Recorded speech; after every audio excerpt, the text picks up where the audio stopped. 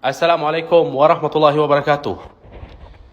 Ini adalah satu kenyataan yang dikeluarkan oleh pihak Iran sendiri pada beberapa hari yang lalu.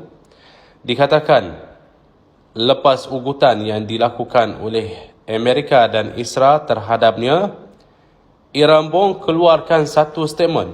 Dia kata, kalaulah Amerika kali ini dan Israel melancarkan serangan terhadap Iran, ada beberapa buah negara Arab yang berhampiran, UAE contohnya, Kuwait, Bahrain, Qatar, negara-negara Arab yang terkaya dan terkecil, akan dihancur juga atas pembalasan Iran terhadap Amerika. Mungkin ramai nanti yang akan tertanya, apa salah negara-negara tersebut?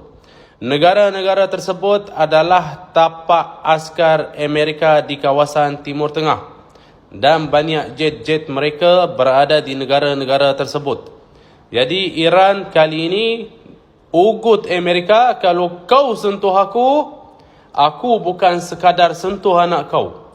Aku sentuh semua yang ada kaitan dengan kau. Itu yang saya selalu berkata.